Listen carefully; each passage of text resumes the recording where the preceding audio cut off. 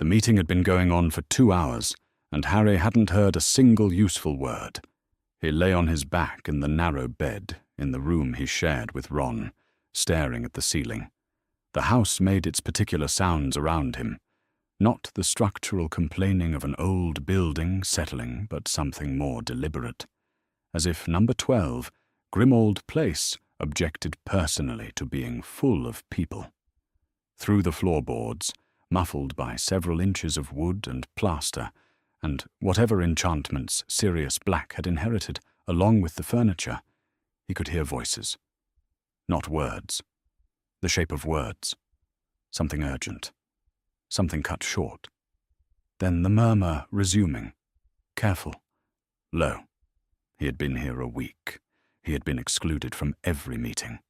He got up. The stairs announced him on the way down. Each step in its own register, the third from the bottom particularly emphatic. Harry had been trying to descend quietly since the first night. It had not become easier. He pressed his weight to the left, then the right, and still the stair produced its sound like a small complaint, and from beneath the curtains on the wall at the bottom, the portrait stirred. Mudbloods and half-bloods and filth! While Burger Black's voice split the corridor before the curtains were even fully drawn back, which they were immediately, someone nearby yanked them shut with enough force to rattle the rings. The shriek cut off. The corridor went quiet. The kitchen was lit low, a single lamp on the wall turned to its dimmest setting, and Fred and George Weasley were crouched at the end of the table nearest the meeting-room door, each holding one end of a flesh-coloured string, extendable ears, the twins' invention, that snaked under the gap at the bottom of the door. From their expressions, the meeting was not delivering adequate return. Hermione was at the far end of the table. She had a stack of daily profits in front of her, a month's worth at least, maybe more, and she was working through them with a red ink pen, making small marks on certain lines. She did not look up when Harry came in. She had the focused stillness of someone past the point of being bothered by interruption. Ron was playing chess alone at the middle of the table, alternating sides. He glanced up when Harry sat down, nodded once, and moved a rook. The silence between them had the texture of something agreed upon without discussion. They had not spoken about the graveyard since June. Neither of them had decided not to speak about it. They had simply arrived, separately, at the same position. It was there. It had happened. There were no words for it that either of them had found yet, and speaking around it felt worse than silence. Fred moved an extendable ear half an inch. "Someone's talking about perimeters," he reported, in the voice of a man receiving poor entertainment value from the evening. "They've been talking about perimeters for 20 minutes, George confirmed.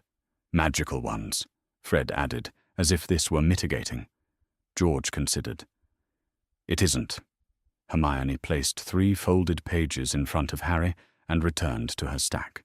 No commentary. She let the pages speak. The first was from the 23rd of June, 2 days after the end of the tournament. The headline was about Harry.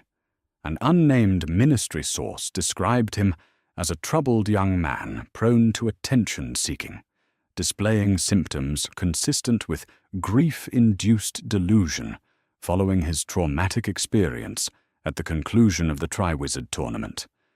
The phrasing was sympathetic in the specific way that was much worse than accusation. He had read something like it before, over the summer, but not this one. This was the first. The second was from mid-July. This was about Dumbledore. A different, unnamed voice, same office, different sentence structure, Hermione's red marks indicated, described a once-respected figure who had shown, in recent months, patterns of paranoid fixation that were becoming difficult for those close to him to ignore. The word dangerous appeared twice. Neither time was it a direct quote from anyone. The third was from last week. It opened with Harry in the past tense, as if he had been filed and dealt with, and then moved on to the larger problem. The Hogwarts headmaster, his alarming claims, the institutional question of how someone in 3 positions of significant authority had been permitted to propagate a particular kind of destructive delusion for this long. Harry read all 3 in order and understood what he was looking at. He had been the premise. Dumbledore was the argument. The campaign had not begun with the headmaster. It had begun with Harry, establishing the framework first, and then asked the obvious question: who had encouraged the disturbed boy? Who had helped him build his particular architecture of fear? He put the pages down. "She has them cross-referenced by source," Ron said, without looking up from the board. 2 ministry voices, maybe 3. She can tell which one is writing by how they use passive constructions. "Different drafts, same office," Hermione said, still not looking up. Harry listened to the murmur from below the door. He thought he could distinguish Dumbledore's voice from the others, not by words but by rhythm, a particular unhurried quality. But he might have been imagining it. He was still at the table when the twins gave up, rolled the extendable ears, and went to bed. He was still there when Ron finally knocked over his own queen and called it a night. Hermione worked for another half hour, made a final notation, and stacked the papers neatly before she left. The lamp burned lower. Then the stairs creaked in the different way they did for someone lighter, more careful, and Ginny Weasley came into the kitchen in her dressing gown carrying a cup of tea. She stopped when she saw Harry. She did not seem surprised. She sat down across from him. Not at the far end, not beside him, directly across, where the lamp caught the side of her face. And she wrapped both hands around the mug and looked at the papers. She didn't ask what he was thinking about. She didn't say anything reassuring. She had been 11 years old when Tom Riddle's diary had taken up residence in her mind, and she knew something Harry was still learning, which was that there were things that got inside you and could not be coaxed back out with the right words. You just had to be with the person who had them in there. That was all. Harry found after a moment that he could breathe a little more easily. "It's my birthday," Ginny said eventually. He had known and then forgotten, and then remembered again, somewhere in the second article. "Happy birthday." 14. She turned the mug between her palms. "The morning after tomorrow is your hearing." "Tomorrow morning," Harry said. She looked at him. "Right. Tomorrow morning." She considered something. "Are you ready?" He thought about Dumbledore's voice, unhurried, behind the door. He thought about the 3 articles in order, the way they had built their case without anyone named, without anything he could argue with directly. He thought about the word dangerous used twice, without attribution. "I don't know," he said. Ginny finished her tea. She stood up, set the mug beside the stack of newspapers, and went back upstairs without any particular ceremony. She hadn't offered him comfort, because she'd understood he didn't need comfort. She'd just sat there, and it had been enough. Harry stayed at the table until the lamp burned to its lowest point. Then he went to bed. He was still awake when the owl arrived at first light, tapping at the window with the brisk impatience of a bird that had been waiting and was done with it. He got up, crossed the cold floor, and unlatched the window. The envelope was official ministry correspondence. Blue wax seal, formal header, the kind of letter that came wrapped in institutional certainty. Inside was a single sheet. It was dated the 9th of August, 3 days ago. It informed Harry Potter that his disciplinary hearing had been rescheduled to 8 o'clock in the morning and would take place in courtroom 10, and not, as previously indicated, in the offices of the Department of Magical Law Enforcement at 9 o'clock. He read it twice. Someone had rescheduled his hearing 3 days ago, posted this letter 3 days ago, and it had arrived this morning. If the owl had been slower, if he had slept through the tapping. If the letter had come tomorrow, after the thing it was describing had already concluded. He stood in the grey light with the page in his hand. In a few hours he would be in the ministry. In a few hours the Wizengamot would hear whether Harry Potter was to be expelled from Hogwarts for casting a Patronus charm in defence of his life and his cousin's. London was beginning to move outside, a distant sound, then another, then the grey becoming pale. He went to find Dumbledore. They arrived at the Ministry of Magic at 7:48 in the morning, which left them 12 minutes. It was not comfortable. Dumbledore had found Harry at the bottom of the Grimmauld Place stairs, with the ministry letter in his hand, and had said only that they would need to move quickly, and had moved quickly with the unhurried quality of someone for whom urgency and speed were entirely separate things. They had flewed from the kitchen fireplace, Harry second, and Harry had arrived in the ministry atrium still brushing ash from his sleeve when a man in a lime-green robe crossed the marble floor towards them. "Professor Dumbledore," the man said. "Not Chief Warlock. Not Supreme Mugwump. Professor, a title that could be given to any teacher at any school, the kind of address that stripped away everything else and left the remainder." Harry had not known that Dumbledore's other titles were already gone. He knew now, from the half-second pause before Professor, from the way the word landed as a decision. Dumbledore did not react to it. He thanked the man by name and asked which lift. They took the cage down to level 10. The numbers descended through levels Harry had visited before, and some he hadn't, and the light worsened steadily, and by the time the grille rolled back, the air had the quality of stone and old proceedings. The corridor was empty, except for an auror at the door, who checked their names against a parchment list with a slowness that made clear he was not concerned about their comfort, and then stood aside. They were the last to arrive. Fudge had arranged that. Harry had seen this room before, in the pensive the previous year, a different face in the central chair, while Bartemius Crouch read the charges, and the chains moved without being touched. He had carried that image through the 4th year, and had not thought much about it, because the image had been someone else's problem. Now the stone tiers rose around him on all sides, and the plum-coloured rows were already full, and Harry understood completely what the room was built to do. The walls were tiered so that everyone above could look down at the same point. The chair at the centre was the point. The chains lay quiet over the armrests. He sat down. They did not move. Cornelius Fudge occupied the bench opposite, raised 2 steps above the floor, with a folder open and his bowler hat set beside it on the desk, with the deliberateness of something placed rather than forgotten. He was shorter than Harry had registered from their brief, comfortable meetings over the previous years, or the context had simply never before allowed Harry to notice what Fudge looked like when he was not pretending to be someone's helpful uncle.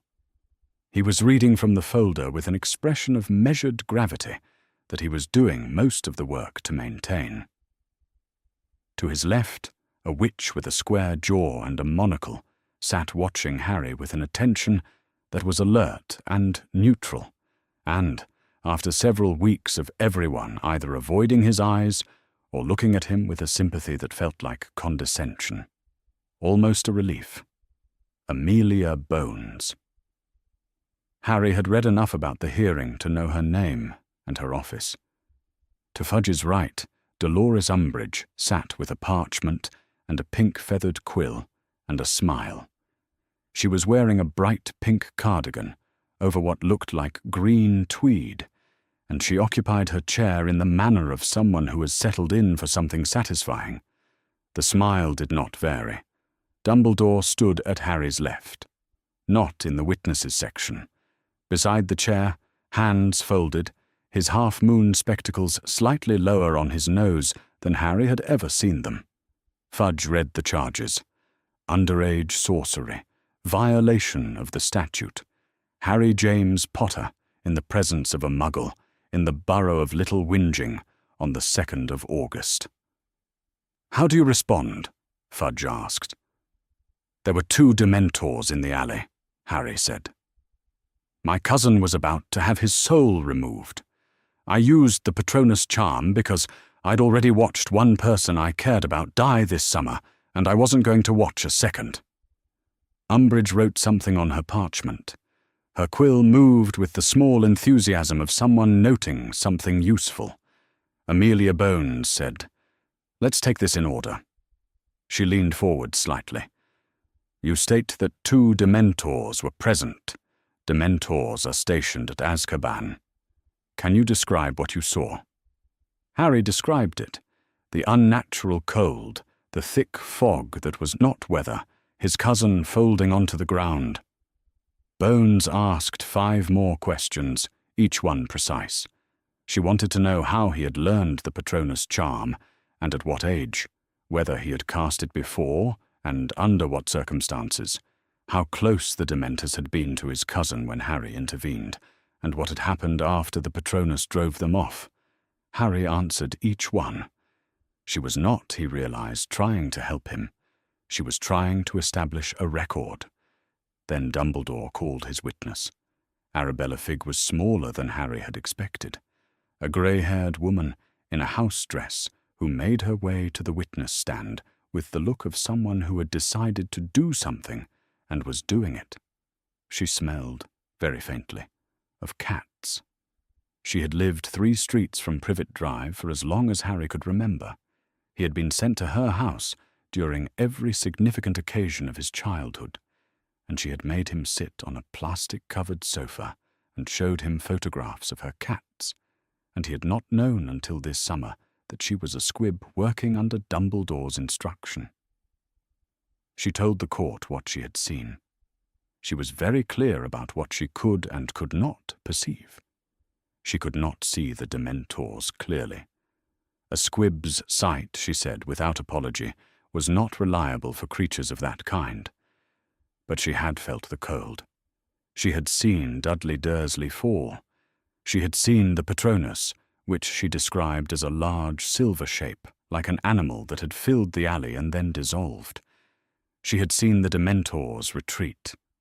Dumbledore questioned her. His voice moved through the testimony with a patience that suggested he had all the time available and intended to use exactly the amount required.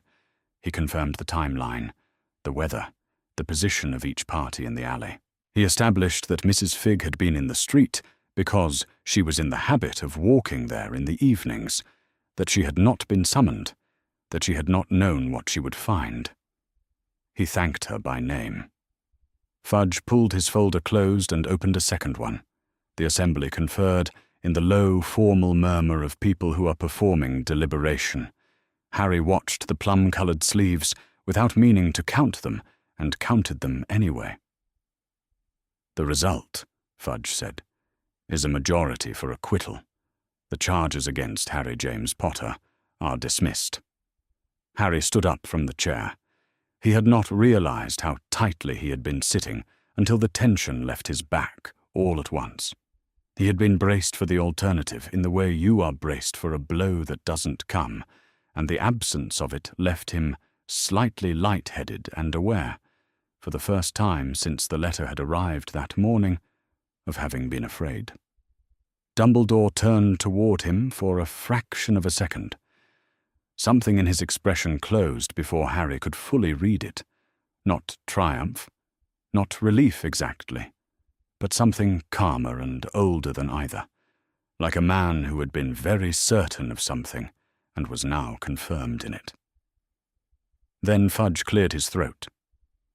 "Before this assembly adjourns," Fudge said. His voice had been emptied of something. It was careful in the way that required effort. The voice of a man who had decided in advance what not to let into it. He straightened the folder on the desk in front of him. "I have been authorized by the senior members of this body to table a further motion for consideration today, given that we are already convened. The motion concerns the administrative and institutional positions currently held by Albus Percival Wulfric Brian Dumbledore. He did not look up from the folder while he said it. The assembly will remain in session. Nobody moved. 50-odd members of the Wizengamot sat in their plum-coloured robes in their tiered stone seats, and none of them looked at each other, and none of them reached for their things, and the chamber was very quiet. Harry looked at Dumbledore. Dumbledore was looking at the bench. His hands were still folded. His spectacles were still slightly low on his nose. His expression was exactly what it had been when they walked in. Watchful, contained, the expression of a man attending to something that was proceeding as expected. He had known. He had known before the lift, before the corridor, before the lime-green functionary who had said professor and meant it as a declaration of what was already missing. He had been expecting this since before the morning, and he had come anyway, because this was the part that had to happen before the next part could. The assembly did not adjourn. The first thing Fudge said when the assembly had resettled was that Harry Potter might remain in the chamber if he wished. He said it with a particular kind of neutrality that had a shape to it. Not magnanimous, not threatening, but the tone of a man noting an unlocked door and choosing not to close it. Harry looked at Dumbledore. Dumbledore inclined his head slightly, which was not quite a nod and not quite anything else, and Harry understood that Dumbledore was not objecting because he had already calculated what objecting would cost and decided it was more expensive than the alternative. He stayed. He understood why Fudge had offered. Whatever was about to happen in this chamber was better for Fudge with Harry Potter watching it. The boy who had told the story, present for the session that would demonstrate what kind of man had been telling it. Fudge opened a third folder. "The motion before this assembly," he said, "concerns the question of whether Albus Percival Wulfric Brian Dumbledore continues to represent a suitable occupant of the several positions of institutional authority he presently holds." He did not read from the folder so much as consult it periodically, as though it confirmed what he already knew. This assembly is aware that Headmaster Dumbledore has, over the course of the past 12 months, made a series of public statements regarding the alleged return of significant dark forces. He has promoted these statements through his institutional platforms. He has used his positions of authority to encourage students and others to, as he has termed it, prepare. He turned a page. The Ministry does not question Headmaster Dumbledore's personal convictions. The Ministry questions the wisdom of a single individual deploying 3 positions of institutional power to promote claims that have generated measurable public anxiety, undermined public confidence in this body's capacity to govern, and led to the formation of what this chamber regards as an unofficial student auxiliary operating outside normal oversight. The chamber was quiet while he spoke. He was not raising his voice. He had the manner of a reasonable man with a reasonable concern, and the particular difficulty of it, Harry could feel the difficulty precisely, was that the argument made sense if you didn't know what had happened in a graveyard in June, if you were only reading the Daily Prophet, if you had not been there. Amelia Bones did not stand. She simply spoke, and the chamber attended. "I'll note for the record," she said, "that this motion appears to include a demand for the removal of Headmaster Dumbledore's position at Hogwarts School of Witchcraft and Wizardry. The Wizengamot does not have that authority. The removal of a Hogwarts headmaster is the exclusive remit of the 12-member Board of Governors. This body can express a view.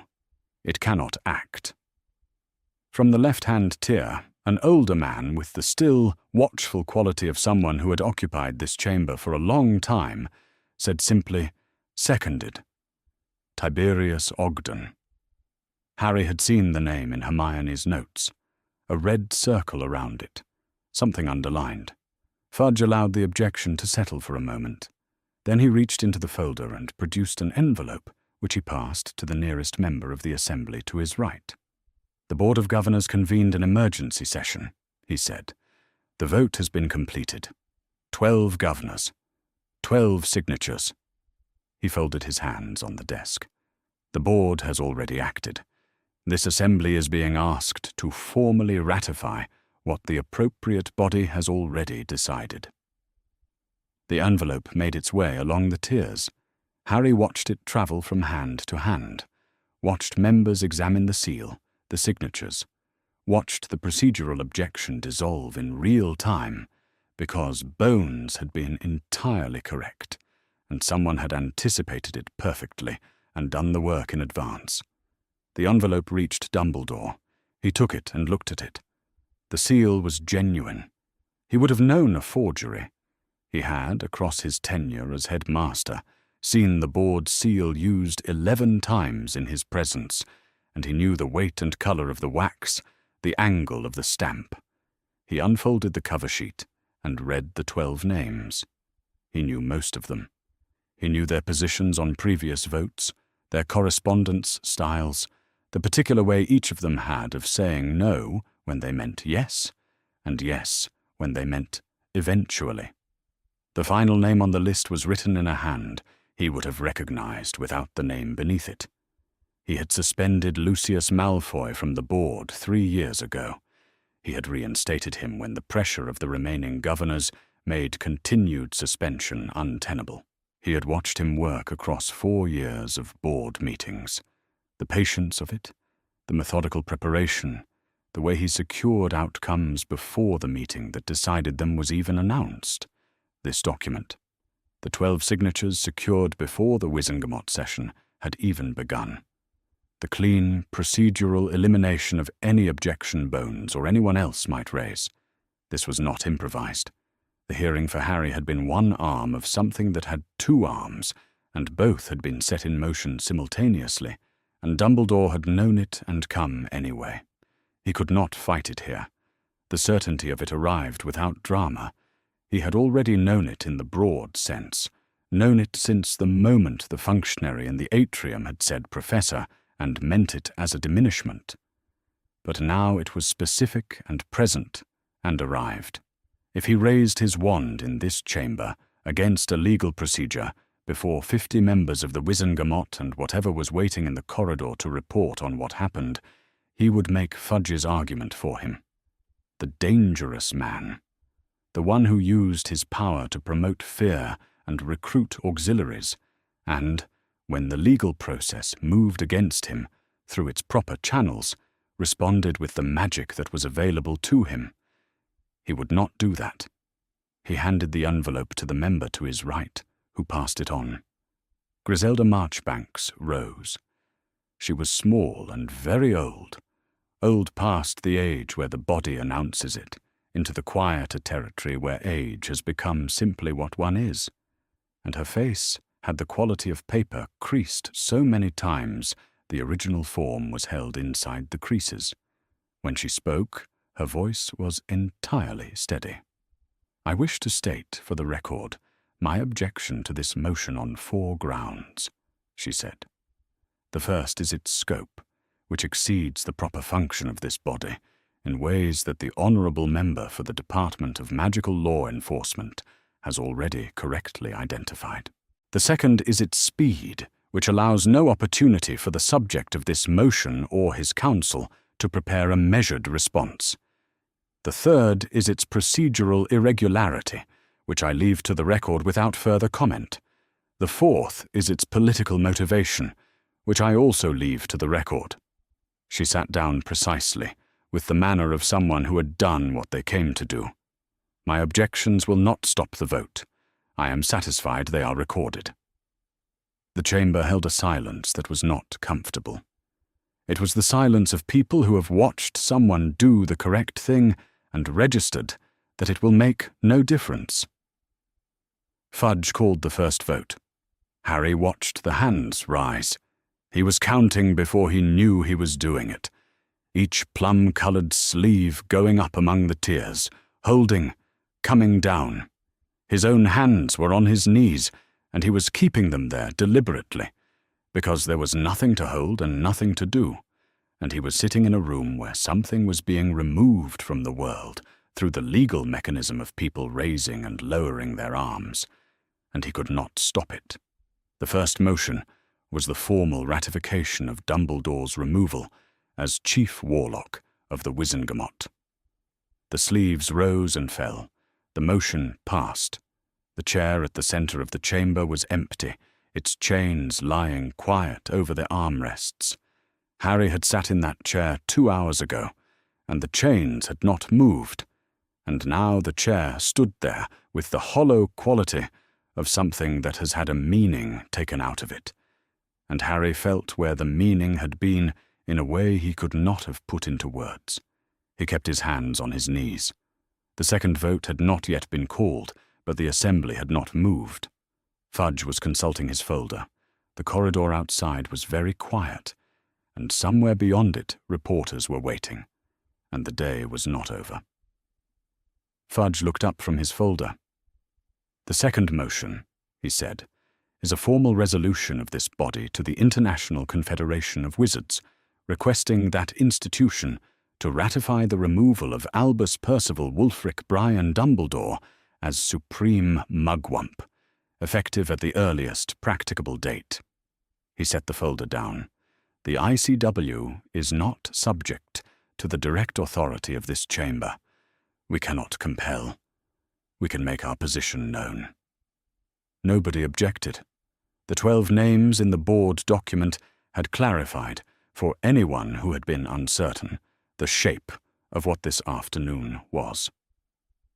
Harry looked at Dumbledore and found him already very still, hands folded, spectacles where they had been all morning, watching Fudge with the expression of someone working through arithmetic on a long and complicated problem. The vote was called. The sleeves rose. Not all of them, not quite all, but more than enough. Harry counted the ones that stayed down. He could not make it a hopeful number. The resolution passed. It was not close. Across the chamber, 2 members exchanged a look. Harry recognized the older woman, small and very old, paper-creased, the one who had made her 4 objections and sat back down. Griselda Marchbanks. The man across from her had the still, watchful quality of someone who had occupied this chamber for a long time. Tiberius Ogden. They looked at each other across the stone tiers, and something passed between them, and neither spoke. Fudge turned to a new page. "The third motion concerns the formal Wizengamot ratification of the Board of Governors' removal of Albus Percival Wulfric Brian Dumbledore from the position of Headmaster of Hogwarts School of Witchcraft and Wizardry, and the associated ministerial decree appointing Dolores Jane Umbridge as acting headmistress of Hogwarts, effective the 1st of September. At Fudge's right, Umbridge's pink quill made a small notation on her parchment. The smile remained. Steady, pleased, the smile of someone watching an outcome they had already counted arrive precisely on schedule. Dumbledore stood. He did it without his wand, without raising his voice. He simply stood, which was enough to produce quiet, the kind that falls when someone does something that does not require attention and receives it anyway. He set his hands at his sides and looked at the full circumference of the chamber, the plum-coloured tiers, the faces above them, the empty chair at the centre. "I should like to say several things before this vote is taken," he said. "I will be brief." He had no notes. "I do not dispute this Assembly's authority over the titles you have already removed today, nor over the headmastership, in consequence of the board's decision. Both bodies have acted within their authority. I have no objection to the authority. I have views on its exercise. Those are not the same thing, and I will not confuse them in this chamber." The quiet that had come when he stood hadn't left. The positions I have held were never mine to keep. They were mine to exercise, for as long as this institution and this school required what I could offer. I did not take office because the titles suited me. He looked briefly at Fudge, the look you give someone standing in front of what you actually want to see, and then past him. I will leave this chamber now, freely. No one need escort me. I have no intention of leaving Wizarding Britain. A pause. I am not finished. He said it plainly. He offered no elaboration. The chamber waited for some, and none came. Fudge called the third vote. Harry watched the sleeves rise.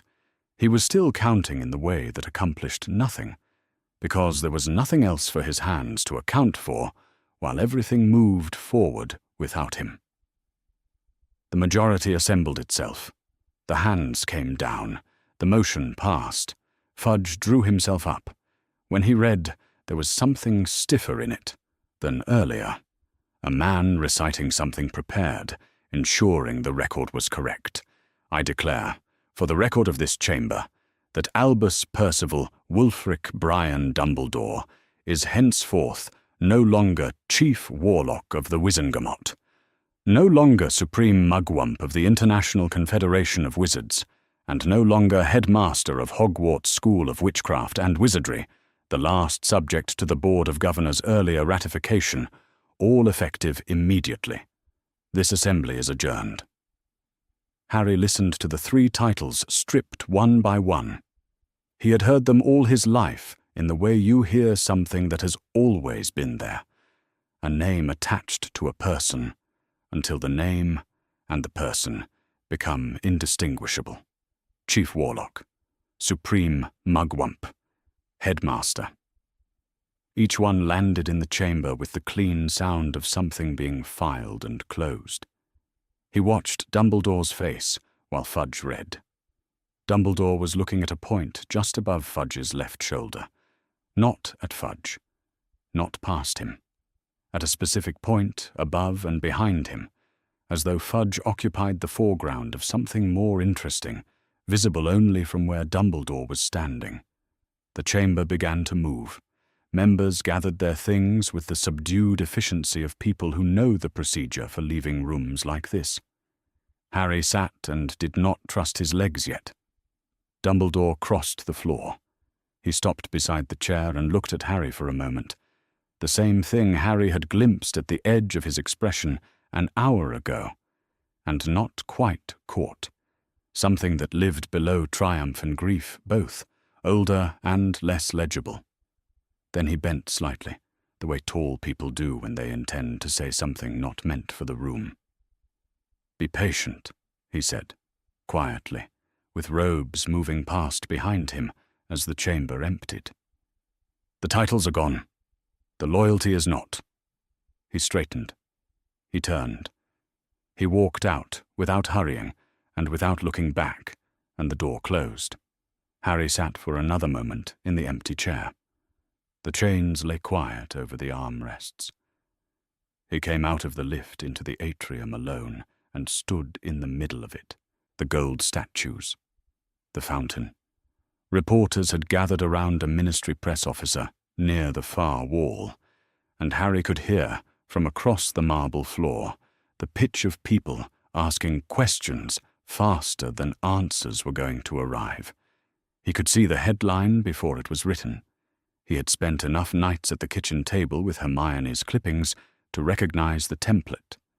He stood there and didn't feel the triumph of his acquittal. He felt instead the shape of what had been built today. The whole afternoon, from the first motion to the third, from the 12 signatures in the sealed envelope to the ICW resolution. Months of preparation, finished in a single day.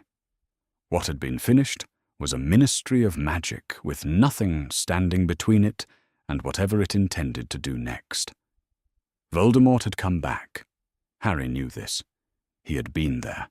He had come back to tell people, and the people who could act had spent 2 months building the infrastructure of not believing him. The last person with the reach to make that disbelief untenable had just walked out of courtroom 10 on his own feet, and the press officer was speaking, and the reporters were writing it down. Harry went home. The potions classroom at Hogwarts in August was empty in the way specific to rooms no one has entered in weeks. Not cleared, but settled, quiet accumulated like dust on surfaces that had stopped expecting to be touched. The long tables bare, the ingredient stores locked, the smell still in the stone walls, bitterroot, flobberworm mucus, the faint burn of old cauldron smoke. Snape read the letter once and set it on the work table. He did not reach for his wand. He sat. The letter was brief. 3 motions, 3 results, effective immediately, the board having acted earlier in the afternoon. An appointment named at the close. The handwriting was not someone he recognized, which meant it had come from someone careful enough to be useful. He knew what the Headmaster title had meant. Not to Dumbledore, that was not his concern, but to him. The reason he was here, in this school, with an account of himself that owed nothing to anything that had happened before 1981. Dumbledore at Hogwarts had been the cover, visible, institutional, difficult to challenge while the Headmaster stood behind it. That was what the afternoon had changed. He reached for a quill. He smoothed a piece of parchment and began to write. A letter he would not send yet. Because it was to Dumbledore, and he was not certain where Dumbledore would be. Whether he was still in the city, whether Grimmauld Place still served, whether the Order had prepared something for this, some contingency Snape hadn't been told, or whether Dumbledore was, like Snape, sitting somewhere very quiet, working out what the next period required. He wrote the salutation. He paused. The classroom was still around him, the way rooms become when they have been empty long enough to stop expecting anyone. He continued writing. She had read the article 3 times by the time anyone else came downstairs. The Daily Prophet lay open on the kitchen table at Grimmauld Place, its headline arranged in the bold, clean type the paper reserved for things it wanted you to feel were already settled. Dumbledore stripped of all titles. Minister acts to restore order. 2 columns and a sidebar. Hermione had a pencil and had made small marks in the margins. Not because marking helped her remember, she remembered everything she read, but because the marks helped her think. Fudge was quoted 3 times. Stability appeared 4 times across the 2 columns. Safety, twice. The word Voldemort did not appear. Neither did Muggleborn, blood status, or dark forces. She had checked 3 times because absence is the kind of thing you can discount if you only check it once. She knew what the Ministry's silence meant. You constructed the reason to act before you acted. The unnamed source campaign in June had been that, the framework built before yesterday's session so that what happened in courtroom 10 would look like a conclusion rather than a decision. And now the article chose stability and safety and left other words out, and the words it left out were the ones that would have told people what the action was actually for. Sirius Black came in from the hallway when the rest of the house was still dark. He had not slept. She could tell from the way he moved, not the careful quiet of someone navigating a sleeping house, but the restless, slightly unfocused movement of someone who had been awake long enough that wakefulness had stopped feeling like a state and started feeling like a condition. He was 35 and had spent 12 years in Azkaban and had spent the last month inside this house on Dumbledore's orders, and all 3 of those things were visible in him at 7 in the morning. He stood at the end of the table and looked at the paper without sitting down. "I should have been there," he said. He was not speaking to Hermione. He was possibly not speaking to anyone. It was the kind of statement that had been held in for long enough that it had started to come out in whatever direction was available. Molly Weasley came through from the hallway a few minutes later, tying her dressing gown, with the purposeful expression of someone who did not have anything useful to do and could not stand the alternative. She went directly to the stove. The kettle appeared. Bread was found. The sounds of breakfast were produced with the determination of a woman who believed that food, administered with enough efficiency, constituted a form of control over things that were not controllable by other means. Sirius looked at the stove, then at the paper, then at neither. He sat down. Molly set a cup of tea in front of him without comment, with a precision that was as close to warmth as she could manage while her jaw was set in that way. Nobody said anything for a while. The order meeting was called for that evening. Hermione knew because she had been on the landing above the kitchen stairs since she heard the first adult voice below. Fred and George had their extendable ears fed through the gap at the bottom of the meeting room door. Ginny sat on the step beside Harry, her shoulder not quite touching his. Ron was behind them on the landing with his knees drawn up. From the pieces that came through, the Fidelius charm was intact. Grimmauld Place was still safe. Dumbledore was still Secret Keeper, and Secret Keeper status did not dissolve with the loss of a title. Someone said this twice in different ways, as if saying it twice made it more reliable. There was a longer conversation about what the Headmaster removal meant for Hogwarts's formal independence from the Ministry. A shorter, harder one about what Umbridge's full headmistress appointment meant in practice. Then a gap in which Hermione couldn't catch the words clearly enough to be certain of them. She was still holding the prophet, folded twice, in her lap. Then the meeting room door opened.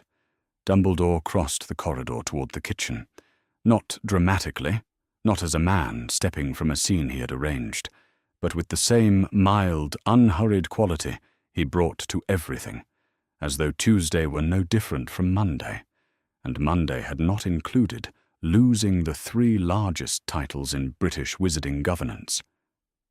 He glanced at the 5 of them on the stairs with an expression that was neither surprised nor reproachful. He went to the head of the kitchen table and sat down. "What do we know?" he said, to the room, to the 5 of them, to whoever was coming in behind him, that we didn't know yesterday. Hermione stood. She crossed from the staircase to the kitchen doorway and stopped there. She had not been invited to this meeting. She had not been uninvited either, which she was choosing to interpret as latitude. She held the newspaper at her side and looked at Dumbledore. "What does it mean for Hogwarts?" she said. "Next term. For the students. For the Muggle-born students." She asked it plainly because she was the one who needed to, and there was no one else who was going to. Harry had his own reasons for needing the answer, and Ron had his, and Ginny and Neville, and everyone else who would be on the train on the 1st of September. But she was the one standing in the doorway. Dumbledore looked at her for a moment. Not past her, not through her, at her. His half-moon spectacles were slightly low on his nose, and his hands were folded on the table, and he had been stripped of everything this body could strip him of yesterday afternoon, and none of that was present in his face in any way that was useful to her. "The school will have a new headmistress," he said, "who answers to the ministry. I will not be there. The staff who remain loyal will do what they can within the constraints they are given." He paused for only a moment. "The students who are paying attention will do the rest." She understood that this was not comfort. She had not asked for comfort. She had asked what the situation was, and he had told her, and what he had told her was that the situation required something from the people inside it, and that she was one of those people. She went back to the stairs and sat down. That night she could hear Harry and Ron through the wall. She wasn't trying to listen. The rooms at Grimmauld Place were old in a way that had never been corrected, and their voices came through at the level of murmur, enough if she wasn't actively not listening. Ron's voice, low and deliberate, it felt like the bottom had dropped out of something. He didn't know what to call the thing it had dropped out of. A silence. Harry, he had told me the loyalty isn't gone. Another silence. Longer. Ron, he told you that in the ministry? Harry, just before he left. She heard the shape of Ron thinking it through, the particular quality his silences had when he was working something out rather than simply waiting. Then, right. So we're not done. Hermione lay in the dark and did not add anything to this. She did not need to. She was already composing something in her head, not a response to what Ron had said, but a version of what Dumbledore had said about students who were paying attention. She was paying attention. She had been paying attention since June, since the first clipping, since the unmarked ministry voice that had built a framework before the action, so the action would look like a conclusion. She intended to keep paying attention. She turned over and let the house settle around her. Neville Longbottom read the article at the kitchen table of his grandmother's house in Devon. Alone, in the quiet that came from Augusta, having already read it herself over breakfast, said something terse and gone out to the garden. That was how his grandmother handled things, efficiently, briefly, and by going somewhere the thing could not follow. The paper had remained on the table. He picked it up. He read it once. He did not mark it. He read the article, and when he had finished he sat for a moment with the headline in front of him. Minister acts to restore order. And thought, in the specific and involuntary way of someone who has personal experience with the subject, about what order meant and for whom it was being restored. His parents were not here. They were never here. They were in the Janus Thicky ward at St. Mungo's, where they had been since before Neville was old enough to understand why, and the reason they were there had a name, and that name had not appeared anywhere in the 2 columns or the sidebar. He folded the newspaper carefully along its existing crease and set it aside. He had a lot to prepare before term. Herbology, mostly. He was genuinely good at it and intended to be better. He pulled his textbook toward him and found his place and did not explain to himself why the article had felt personal. He did not need to. The platform was loud in the way it always was on the 1st of September, the particular kind of loud that is several hundred families in a confined space, trolleys and owls and steam from the scarlet engine at the far end, someone crying somewhere without trying to hide it. Molly Weasley hugged Ginny first because she was nearest, then George, then Fred, in the order they presented themselves. When she came to Ron, she held on with more force than the situation seemed to require. Ron made a sound of mild protest. Hermione was next, held slightly longer than usual, with one hand at the back of her head. Then Harry. She had her hands on his shoulders for a moment before she pulled him in. She smelled of wool and the kitchen at Grimmauld Place, and she held on long enough that he could feel the counting in it. A woman accounting for each person she was putting on this train and what was on the other side. Arthur Weasley stood a pace back from the barrier, one hand in the pocket of his muggle jacket. He watched them go through one by one and smiled when he caught their eyes, and his smile was the real kind he always had, unguarded and warm. There was a space slightly to his right where it would have made sense, topographically, for another person to be standing. He did not look at it. Harry looked back once through the barrier, and Arthur was still standing there with both hands in his jacket, watching the place where the train was and not the place where the space was. Their compartment filled quickly. Ron took the window. Hermione had a book open on her lap that she was not reading.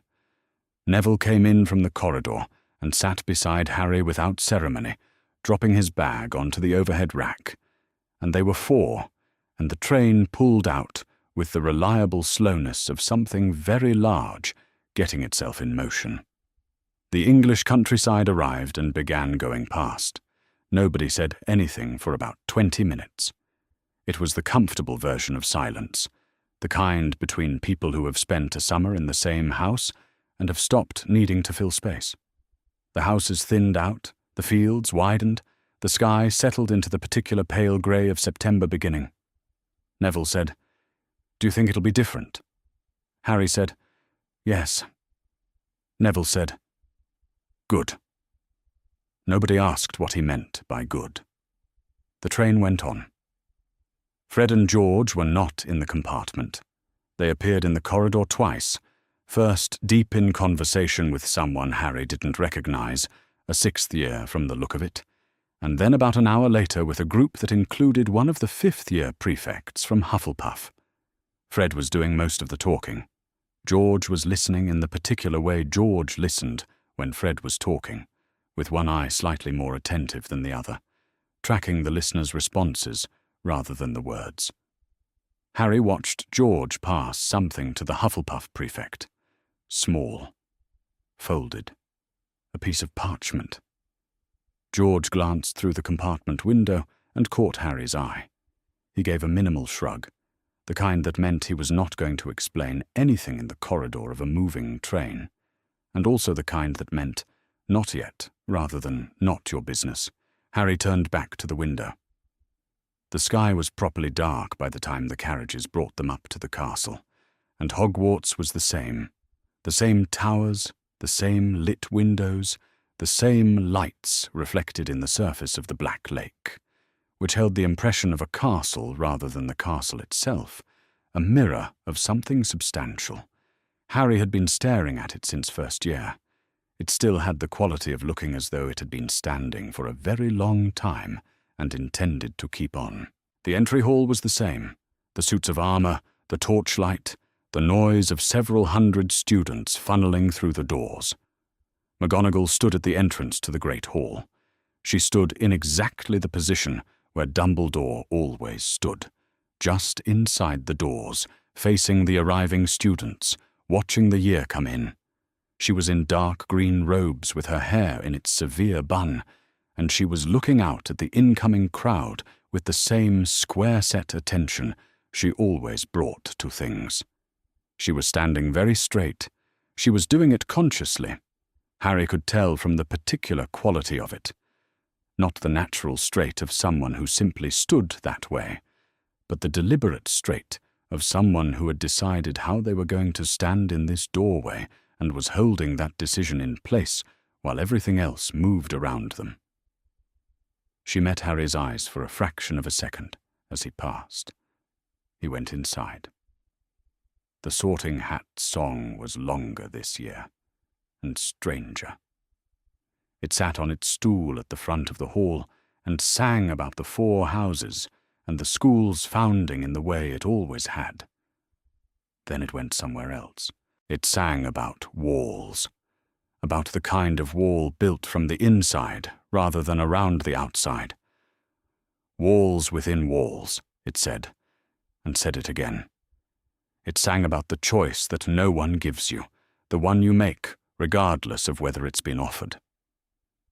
The older students at the Gryffindor table had gone quiet in a way the first years hadn't. The first years looked puzzled. The 5th years and above looked, for the most part, at the table. Harry looked at the hat, and then at the high table. The sorting proceeded. Names were called in alphabetical order. The hat called houses with its usual finality, and the tables applauded in the usual pattern, and a new Gryffindor drew the loudest noise from the nearest table, and the feast materialized on the tables in the ordinary way. Dolores Umbridge stood and waited for the hall to settle. She was short and broad, in a cardigan the precise shade of pink that suggested deliberate choice rather than accident, worn over what appeared to be green tweed. She occupied the space in front of the high table with the settled quality of someone who had been waiting for this particular position for some time and found it satisfactory. Harry had last seen her in courtroom 10 with a pink-feathered quill, making small notations while she smiled. The smile was the same one. She spoke in short, declarative sentences. The school year was beginning. Certain standards of conduct would be observed. Educational quality was the ministry's priority, and steps had been taken to ensure that students received instruction appropriate to current needs. There was no current dark threat. There was, rather, an elevated need for calm and order, and the curriculum had been adjusted accordingly. She smiled throughout. It remained constant regardless of sentence, through standards, through calm, through adjusted accordingly. It did not involve any part of her face above the cheekbones. Harry watched McGonagall. McGonagall was sitting at the high table, looking at the surface of the table in front of her, and her expression was the most concentrated neutrality Harry had ever seen on another person's face. Not grief, not fury, not calculation. All three of those things, controlled into something that from outside looked like nothing at all. The expression of someone holding something very heavy with both hands while making it look like they weren't holding anything. It was, he decided, the most frightening thing he had seen all evening. Umbridge sat down and picked up her goblet. The hall found its noise again, the gradual return of several hundred conversations beginning at once. Harry looked to the far end of the high table. Snape had not eaten. His plate was untouched. He was sitting very still, watching the space Umbridge occupied with the particular quality of someone conducting a long, careful calculation. His face gave away nothing, not discomfort, not hostility, not the particular variety of contempt he usually directed at students, just the flat, attentive regard of a man looking at something he has decided to understand. Then he looked at Harry. It lasted less than a second. Harry did not look away. Snape did not look away. Whatever the expression was that passed across that fraction of a second, it had no name Harry could have attached to it. Not enmity, not anything close to alliance, not understanding. Something that lived in the space between all three. Then Snape looked back at the table, and the feast continued, and the first night of the year moved on around them. The ministry-approved textbook was called Defensive Magical Theory by Wilbert Slinkard. It was 342 pages long, had 719 footnotes, and contained no practical spellwork of any kind. The preface described the study of theoretical frameworks as the bedrock of meaningful magical education. The chapter headings were things like The Theory of Protective Enchantments and Historical Survey of Shielding Charms, pre-1900. Umbridge set a copy in front of each of them on the first day and said, with the particular smile that had not changed since courtroom 10, that the study of theory provided the essential foundation that all responsible magical instruction required. She said Hogwarts students had no need of practical defensive instruction. Any suggestion to the contrary reflected a misunderstanding of the current climate, which was, and here she consulted the textbook's preface, one of stability and progress. Harry sat in the third row and did not open the textbook. He was thinking about the little Hangleton graveyard in June, the specific cold of it. The sound Cedric made when the curse hit him, which was no sound at all. The absence of sound where a person had been a moment before. He thought about the word spare, used in the grammatical context it had been used in. Umbridge made a notation on her clipboard and moved on. Educational Decree, number 23, appeared on the corridor notice boards on the second Monday of term, printed on official ministry parchment with a border of small, repeating golden ministry seals. It announced the formal appointment of Dolores Jane Umbridge as headmistress of Hogwarts School of Witchcraft and Wizardry, with full administrative and educational authority over all staff and students, effective the 1st of September. Hermione read it once, then read it again, more slowly, the second time. In the Daily Prophet that morning, she had the paper folded under her arm and took it out to confirm. 2 names appeared in the lower half of the front page. Griselda Marchbanks and Tiberius Ogden had resigned from the Wizengamot, effective the 8th of September, citing irreconcilable concerns about the conduct of recent proceedings. The article was 8 sentences long and contained no direct quotes from either of them. It used the word resigned 4 times, as though repetition would help readers locate the event somewhere comfortable. Hermione folded the paper. She looked at the decree, and then at her watch, and then at the decree again. She had 2 minutes before Transfiguration. She went. 2 days after Decree number 23 appeared, the notice board changed overnight. The ministry parchment acquired on either side of it 2 smaller notices. Neither was on official parchment.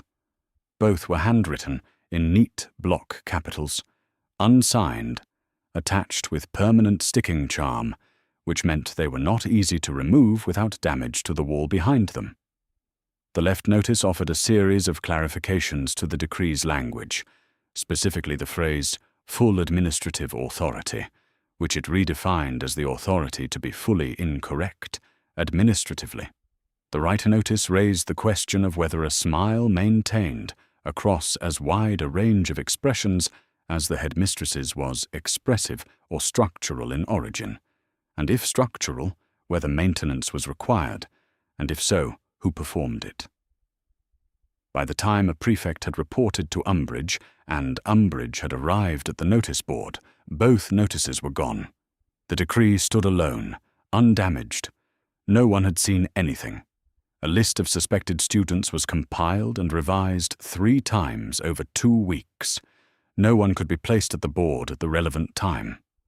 Fred and George ate breakfast each morning, with the untroubled expressions of people who had been elsewhere. In Greenhouse 3, the lesson was exactly what it had always been. Neville had been looking forward to this since September 1st. The greenhouses had not changed. The warmth that hit you when you came through the door, the smell of good earth and fertilizer, and the faint astringency from the mandrake's pots, the sound of rain on the glass going in a slightly different direction from the rain outside.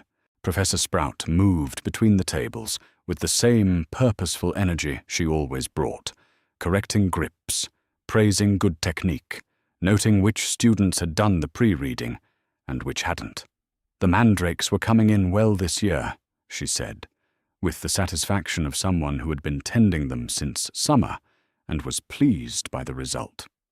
Neville lifted his mandrake from its original pot with both hands and transferred it to the new one with the methodical care he had practiced all summer. He firmed the soil around the roots in the pattern that supported bedding. There was nothing complicated about this. It was simply correct practice, applied correctly, and the plant responded to correct practice. He could not make his parents better. He could not change who was running the school. He could prepare the soil and apply the right pressure and give the mandrake what it needed, and that was the work. The work was here.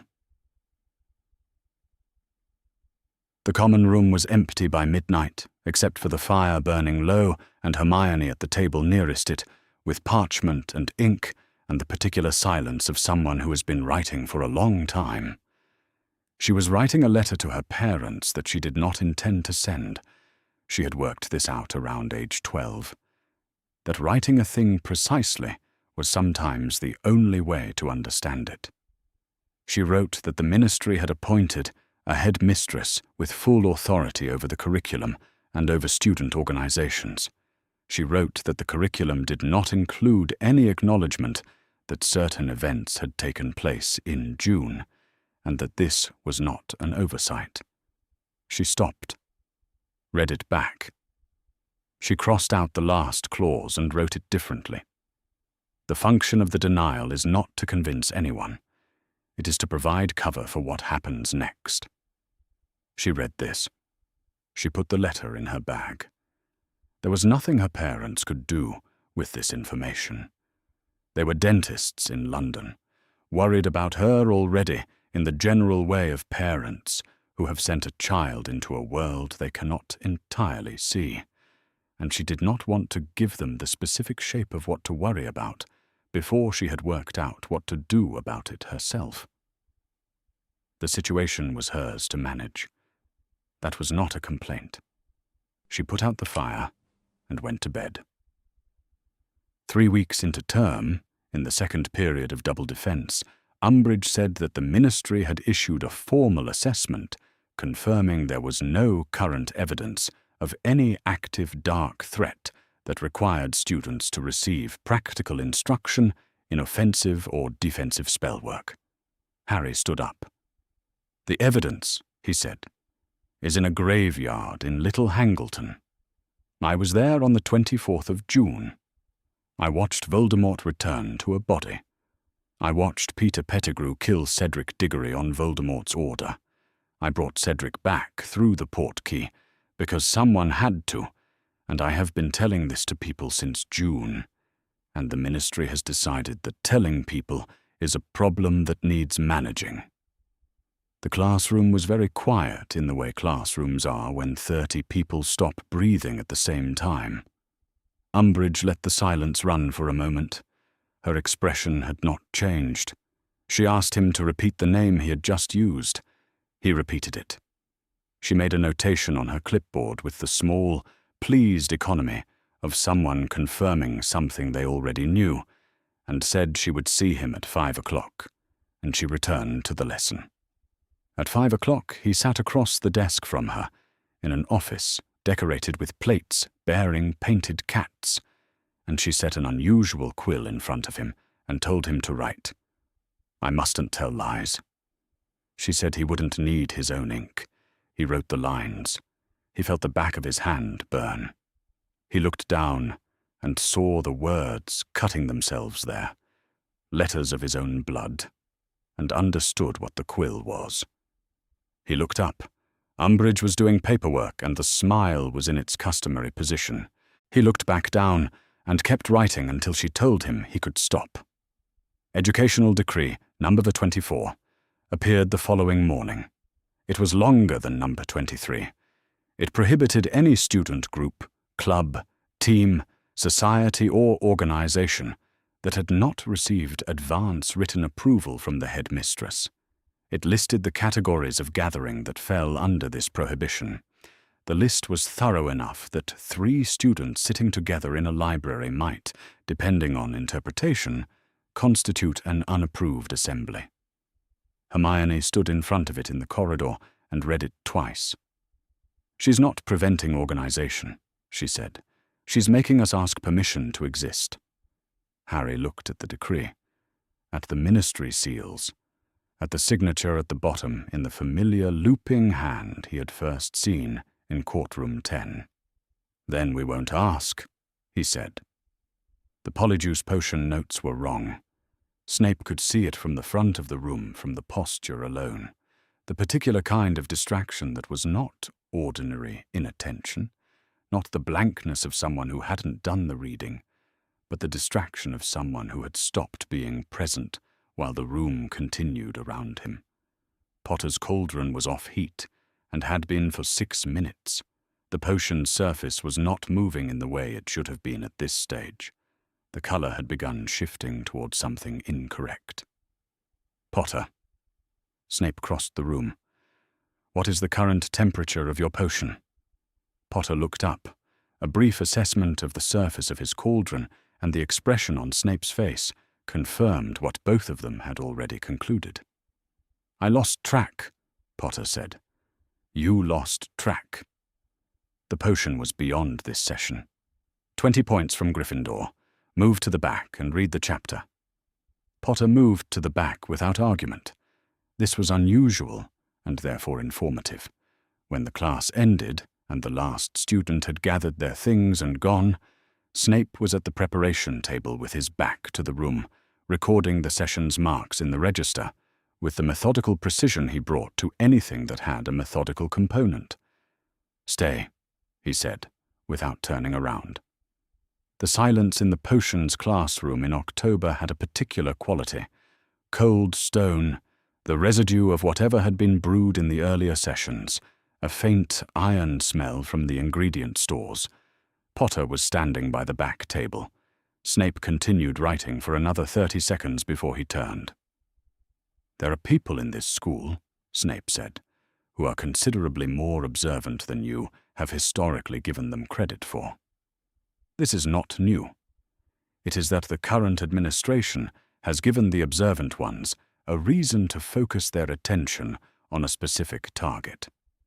Potter was watching him with the expression Snape had learned to distinguish across 5 years from the more common expression Potter wore when he was simply being resentful. This one was listening. "There are things in this building that bravado cannot protect you against. There are people in this building whose faces you do not currently know, who report directly to someone you should be thinking about more carefully than you appear to be." "You mean yourself?" Potter said. Snape looked at him for a moment. "I mean," he said, "that you should be considerably quieter about what you witnessed in June. The habit you displayed last week in a certain classroom will have a longer reach than you appear to appreciate." He returned to the preparation table. They did not reach an understanding. They did not need to. The conversation had happened. Both of them knew what the other was, and what they were, each, separately, doing about it. Snape heard the door open and close. He wrote by the light of a single lamp. The journal was not a journal in the ordinary sense. No full dates, no names, no locations that identified themselves to anyone who couldn't already read the cipher. What it had was a record in columns, what had been asked, what had been reported, what had been withheld. The withheld column had been growing since August, incrementally, in the way that an imbalance grows when you add to one side and do not correct for it. He was not, precisely, alarmed. He was assessing. Voldemort was consolidating. Snape had been watching for this phase, not the frantic initial rebuilding, the scramble to reconstitute a body and recall the Death Eaters, but the settling that came after. The period when what had been rebuilt began to look at the people around it and ask which of them were fully where they appeared to be. The questions would start small. They always did. A piece of information that could be verified against other sources. A detail that only one person should have known. He had seen this phase before, in 1981, and had survived it only because the timing had not allowed Voldemort to complete it. This time the timing was different. He set the pen down. He looked at the column. Then there was a change in the air of the corridor outside the dungeon window. Not a sound, but a shift in the cold, the way the cold moved differently when something else was moving through it. He went to the window. The shape hung in the narrow aperture, and he did not understand it for a fraction of a second. And then he did. He had seen this before. The Patronus, unmistakable in the way of something that carries the specific signature of the person who made it. The silver presence of Dumbledore's spell, in his dungeon, in October. He had not expected it here. The voice came from it. 5 words, in the same unhurried tone as the Wizengamot chamber, as the ministry corridor, as every conversation Snape had ever had with Albus Dumbledore that was understated in the way of things that were not small. "I haven't gone far. Be ready." Fawkes was on the windowsill. Snape had not heard him arrive. He had never been able to determine how a phoenix that large achieved silence on a stone surface. But there he was, scarlet and gold, watching Snape with the patient attention of something that had been alive long enough that waiting was not a particular inconvenience. Snape took parchment from the preparation table and wrote 3 sentences. He did not deliberate over them. 2 were practical: locations, timings, a piece of information he had been keeping because the right moment to transmit it had not yet arrived. The 3rd sentence was not practical. It said, "The man who gave me cover is gone. What am I now to the one who wants me?" He was not asking for reassurance. He had not asked Dumbledore for reassurance since he was 21 years old, and had come to understand that reassurance was not the thing he needed, and had never been. What he was asking for was what he always asked Dumbledore for, a strategy precise enough to give him somewhere to stand, while the thing he was doing became more dangerous than it had already become. He attached the parchment to Fawkes's leg. The phoenix held him in that patient gaze for a moment longer. Then he was gone. In the Gryffindor common room, Hermione had a piece of parchment with 11 names on it.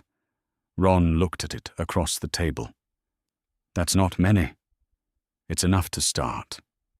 Harry was in the chair by the window, leaning back, looking at the ceiling. Since Dada and the detention with the quill that had written in his blood, and the 3 days afterward that his hand had taken to stop hurting, he had been trying to work out the shape of the next thing. Not just getting through the present circumstances, though getting through them was required. The thing that was larger than getting through. "Start what?" he said. Hermione folded the parchment along its crease and looked at him. "A class." Harry brought the chair forward. He looked at her, then at Ron, who was nodding in the way he nodded when Hermione had articulated something he had been thinking without finding words for it. "Dumbledore said the students who are paying attention will do the rest," Hermione said. "These are students who are paying attention."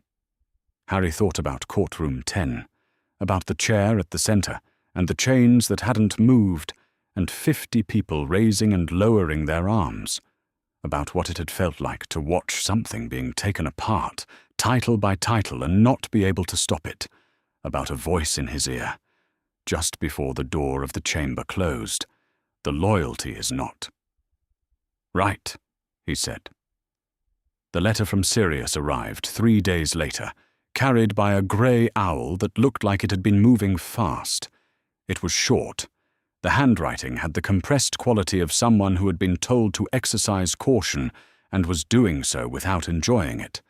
4 sentences, which said in substance that he knew what Harry was thinking of doing, that the impulse was correct, that doing it correctly required something specific, and that there was a room on the 7th floor. Harry read it twice. He stared at the word room. 7th floor. He was trying to locate something he had never been told about, on a floor he had walked past several hundred times without specifically looking. He turned the letter over. Nothing else. He found Ron coming down the dormitory stairs and said, "Do you know of a room on the 7th floor, a room that appears when you need something?" Ron looked at him. "Like what kind of something?" "Whatever you need it to be." Ron was quiet for a moment. Something moved across his face that was retrieval, a specific, uncertain memory from some earlier year. "I walked past a wall up there once," he said slowly, "when I really needed the bathroom, and a door appeared. I thought it was just the castle being the castle." Harry thought about this. "Hermione," he said, turning back toward the common room. "I need to tell Hermione something." The wall on the 7th floor was blank.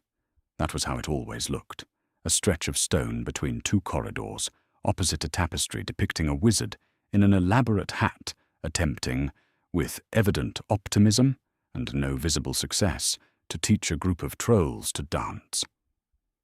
Harry walked past it once, thinking precisely of what he needed, a room large enough for 25 people to practice spell work, private enough that no one outside it would hear what was happening, and equipped with the things a defense lesson required.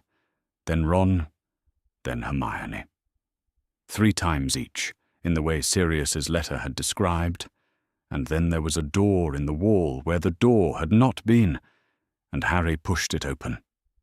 The room was large, not vast, not the size of the Great Hall, but large enough, with a high ceiling and polished stone floors, and, along one wall, a row of bookshelves holding volumes whose spines Harry didn't have time to read. The floor space was clear. 3 windows near the ceiling let in the cold light of a November afternoon. It was exactly what he had thought about. No more and no less. And the precision of that was something he didn't look at too directly, because looking at it directly made the back of his neck prickle. "Right," Ron said, from behind him. Sirius wasn't wrong. They had told 11 people. By the time the first meeting began, 23 had come through the door. Harry watched them arrive and did not ask how the number had grown. Word travelled in a school, and you could either use that or be afraid of it. And he had already decided which one he was doing. He recognized most of the faces. Gryffindors he knew well. A few from Hufflepuff he recognized from herbology and Quidditch. 2 6th years from Ravenclaw, whose names he had to ask Hermione quietly. He didn't know them, but they had the particular expression of people who had come because they had decided to come, not because someone had made it sound appealing. Neville came through the door last, quiet and unhurried, and stood at the back as if testing whether the back was a suitable location before committing to it. Ginny was beside him, her red hair over one shoulder. She looked at Harry with an expression that meant she had been here before in the sense that mattered. She had been inside something bad, and had come through it with the knowledge that the inside of bad things was not the same as being finished. Harry stood at the front of the room, and 23 people looked at him, and he did not feel like a teacher. And he started anyway. "We're starting with Expecto Patronum," he said. "I know it's a 6th-year spell. I know some of you haven't been taught the incantation yet. You're going to learn it tonight." He explained what the spell did, briefly and practically. It produced a guardian from positive emotion, drove back Dementors, had been used for other purposes that would come up later. He explained how to cast it, the incantation, the wand movement, the specific quality of the memory required. Not a happy memory in the general sense, a specific one. Something that felt, when you found it, like the reason you were still here. "Why this spell first?" someone asked from the middle of the group. One of the Hufflepuffs, Harry thought, though he didn't yet have names for faces. "Because I used it in August," Harry said, "in an alley. Because 2 Dementors had found my cousin, and I needed something that would stop them before they reached him, and I had about 4 seconds to decide what to do." He looked at the room. "Because Dementors are real, and Ministry policy says they're not a threat, and I think everyone in this room has a reason to know how to deal with things the Ministry says aren't a threat." 23 people began practicing. Harry moved through the room and watched form and corrected grip, and reminded people that the wand movement was continuous, not a jab. Most of the first attempts produced nothing. A few produced a faint silver mist. One of the Ravenclaw 6th years produced a solid vapor that almost held a shape before it dissolved, and Harry said that was further than most people got in 30 minutes, which was true. He reached the back of the room where Neville was standing alone, with his wand out. 2 attempts. Nothing. A third. Something. A shimmer. A flash of silver at the tip of the wand. Something that reached toward a form and then withdrew, like light through water. Harry stopped beside him. "What are you thinking about?" "The memory." "My parents," Neville said. "The good memory," Harry said. Find something good. Neville was quiet for a moment. He was holding his wand at the correct angle and looking at a fixed point in the middle distance, the way Harry had told them to when they first started. That is the good memory, he said finally. Visiting them. Even like this. They know I come. I think they know. Harry did not know what to say. He understood what Neville meant. The Janus Thicky ward. The two people in the beds who couldn't tell you what they remembered. The visits that mattered to Neville, regardless of whether they could be confirmed to matter back. He understood that this was what Neville had, and that it was not a consolation prize but an actual thing, weight-bearing, real. He moved on to the next student.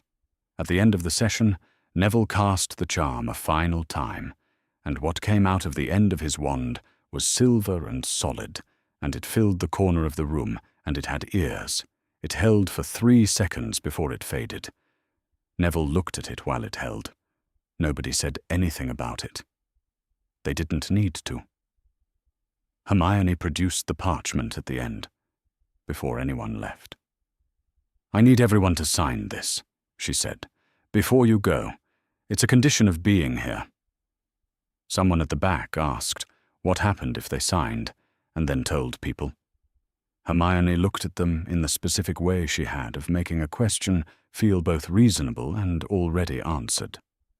Then you'll find out, she said. 23 people signed.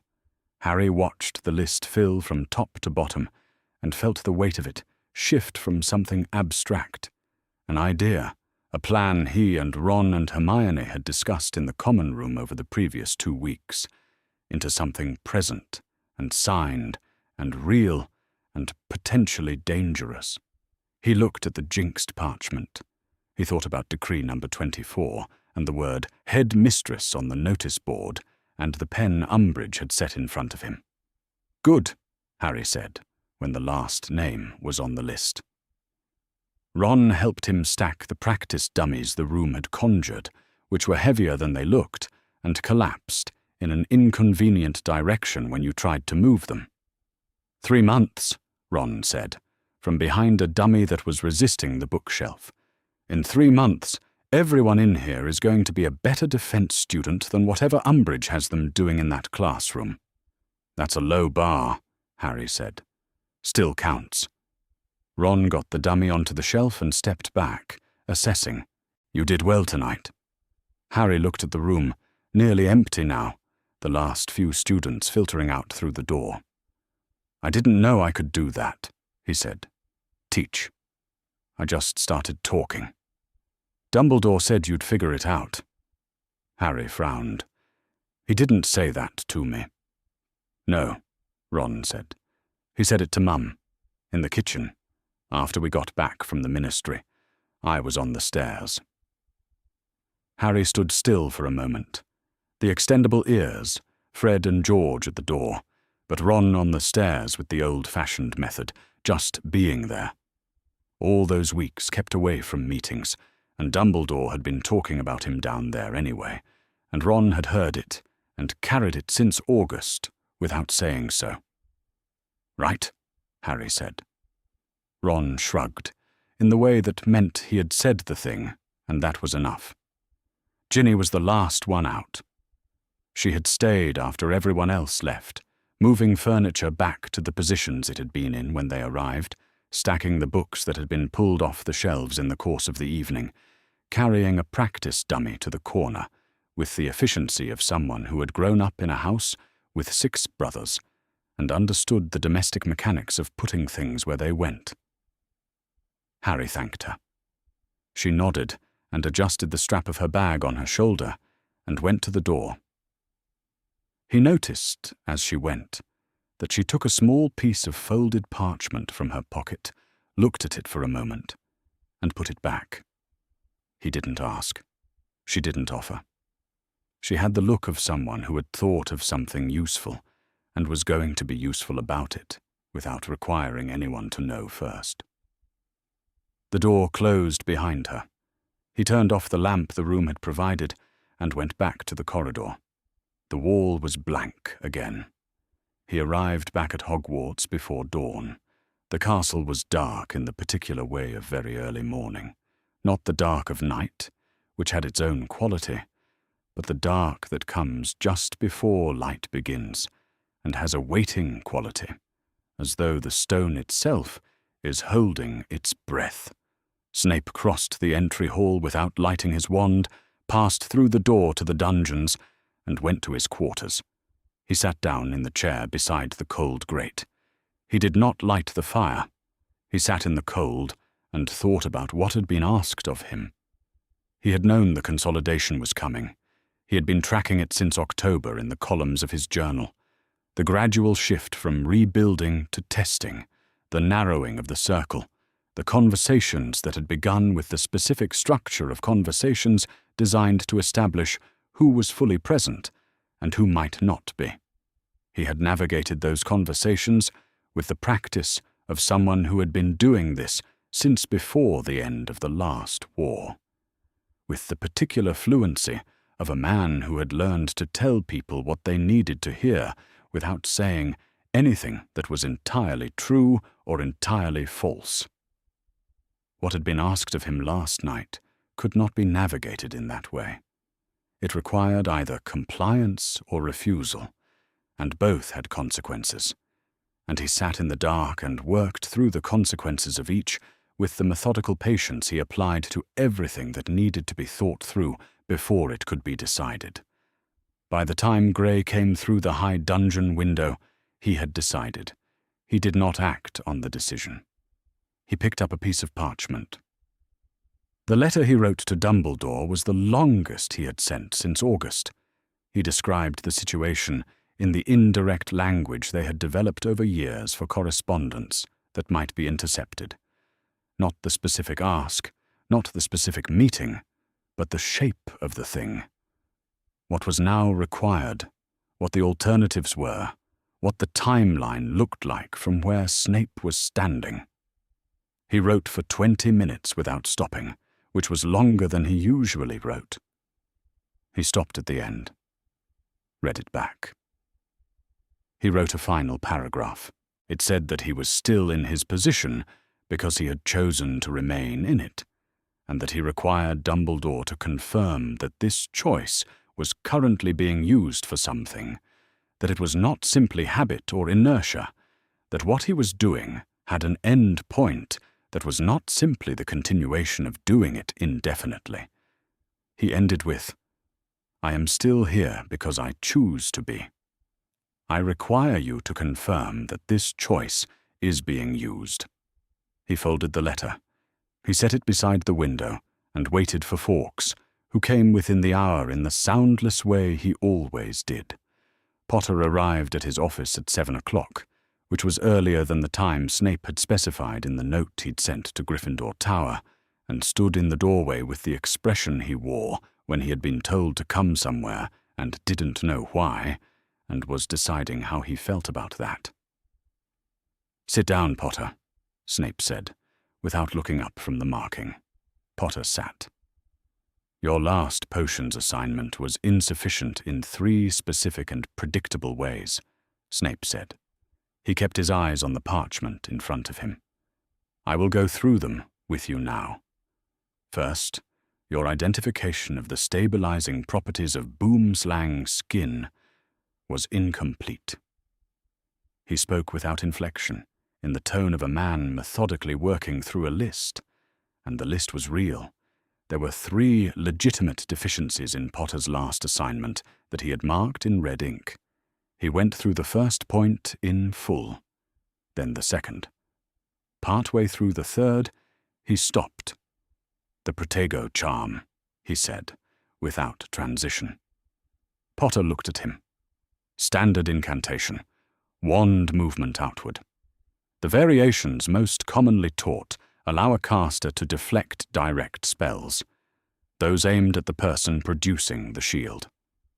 There is a variation, less commonly taught, that allows the shield to be projected ahead of the caster, toward a second party. You have not yet covered the second variation. The room was very quiet. The impediment jinx, Snape continued in the same register, delivered with intent rather than as a reflex, can interrupt an attacker's concentration in the duration of a second spell. The timing requires practice. Most students approach timing as a theory. Timing is not a theory. Potter had not moved. His hands were on the desk. "You know about the lessons," Potter said. Snape set down his pen. "I know about everything that happens in this castle, Potter. I've been here longer than you've been alive." He picked up the pen again. "You have been teaching Expecto Patronum and shield charms. These are appropriate starting points. However," he looked at Potter directly, which he had been avoiding for the duration of the conversation, because it was the kind of directness that needed to be rationed. "The counter to the Cruciatus curse doesn't exist. You cannot undo what it does to the mind. There is no charm, no potion, no spell that reverses what that curse produces in a human being who receives a sustained dose of it." He held Potter's gaze. "The only response to it, once delivered, is to survive it. Consider what your curriculum is actually preparing your students for. Consider who specifically among your students may encounter that particular curse, and why." He dismissed Potter. Harry walked out of the dungeons and went straight along the corridor toward the greenhouses without deciding to go there. He found Neville in the hallway outside Greenhouse 2, finishing the last of his morning work before breakfast, hands still earth-dark. "Next session," Harry said, without preamble. "I want to add something. Counter-jinxes that buy time. Things that interrupt an attacker's concentration, spells you can use in the gap between a first strike and a second." Neville looked at him. Understood something from the expression on Harry's face, or the words themselves, or both, that Harry hadn't stated. He didn't ask where Harry had been, or who had said something, or how they knew. "Okay," Neville said. He went back to his plants. Fawkes arrived that evening, while Snape was at the preparation table, marking the afternoon's practicals. The letter was 3 lines on a single small piece of parchment, in the handwriting Snape had known for over 30 years, and would have recognized if shown it without any other context. Line 1, yes. The choice is being used. Line 2, the things you protect are the same things they were when you first came to me. Line 3, Lily would have been glad of you. He read it once.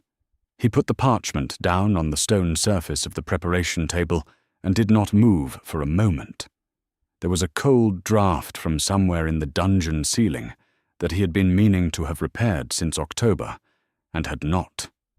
He could hear, from 2 floors above, the distant sound of the castle settling in, the way old stone settles in January. He was not better. He had not expected to be better. He had asked for a confirmation, and he had received one, and the 3rd line was not the confirmation he had asked for, but it was something he had not let himself expect, and it had arrived anyway, in the particular way that things arrived when Dumbledore decided they should. He lifted the tip of his wand to the edge of the parchment. The paper took the flame cleanly, without drama, and burned to nothing on the stone surface and left no mark. He went to teach his first class of the morning. The letter arrived at Grimmauld Place on a Thursday. Molly Weasley saw it first, because she was always up before anyone else, and she knew the handwriting before she had picked it up off the mat.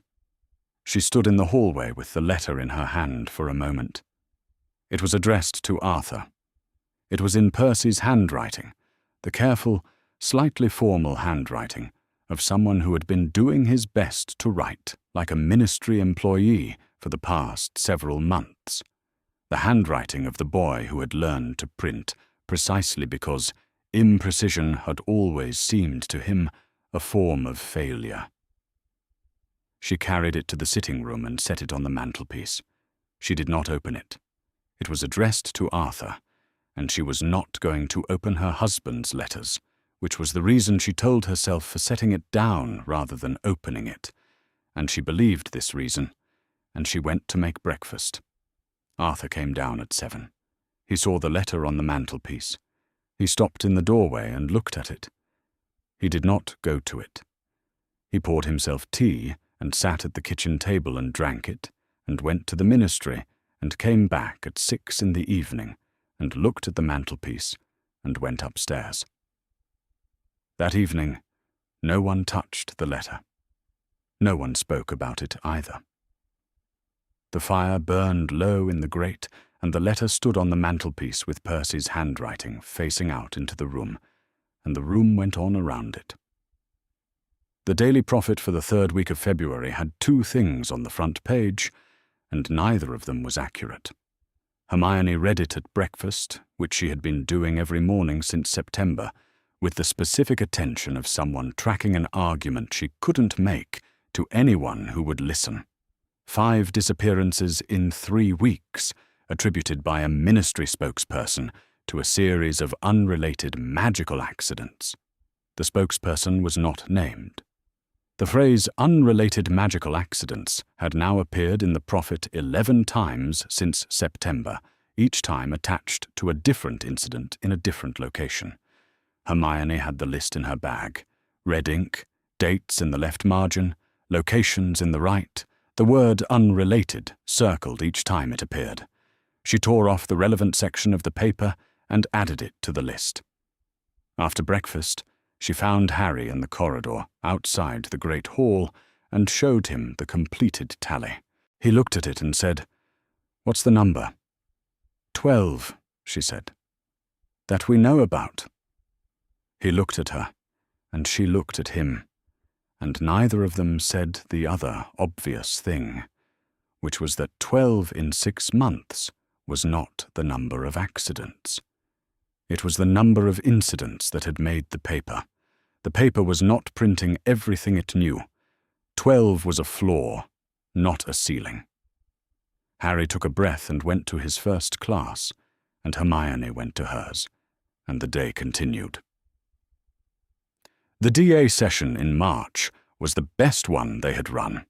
Ron had turned 16 3 days before, which meant he had been in an improved mood since his birthday and an improved Quidditch mood since Tuesday, and when he cast the shield charm in the room of requirement that evening, he did it with the particular decisiveness of someone who has finally stopped wondering if they can do a thing and has simply done it. The room lit up. Silver briefly, the way the room sometimes responded to magic that was particularly clean, not a flash or a bang, just a brightening, as if the room were paying attention. The students around him looked at each other.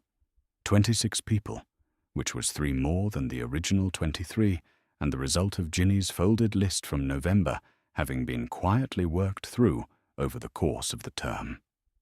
"Right," Harry said, from the front of the room, and he was smiling in the way he sometimes smiled that meant the thing was working.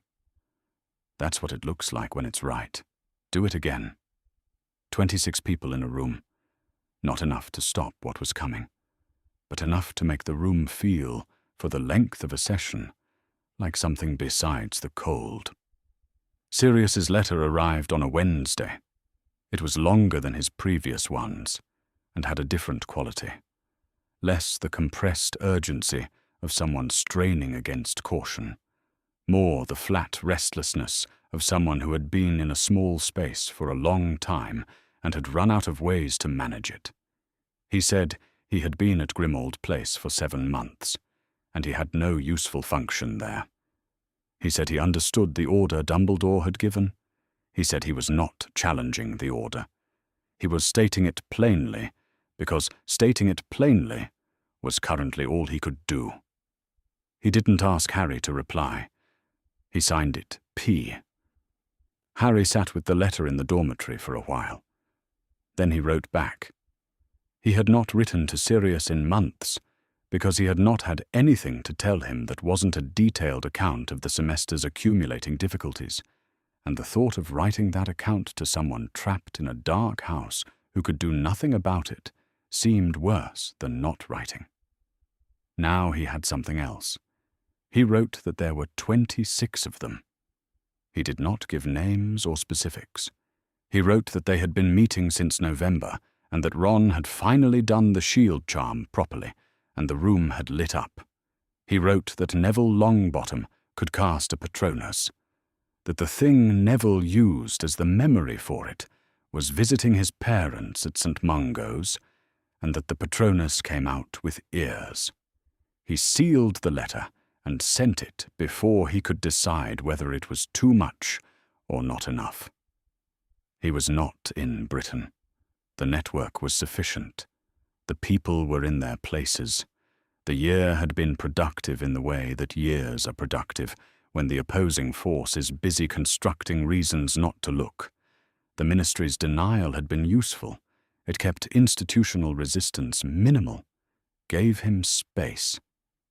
But patience was not unlimited, and the denial had acquired its own problem. A thing that does not officially exist cannot be officially feared. He wanted fear that had a name. He wanted the name said aloud by people who had spent 10 months refusing to say it. He was beginning to move. Not to assemble. He was past that. To move. The letter from her parents arrived on a Friday. It was cheerful. It was always cheerful, which she understood was partly temperament, and partly because they did not know what they did not know. Her mother wrote about the practice. A new hygienist who was very good, a patient who had finally agreed to come in after 3 years of missed appointments. Her father mentioned a film they had seen. He described the plot in enough detail that she could see exactly what he thought she would find funny about it. He was usually right about what she found funny. She read it 3 times.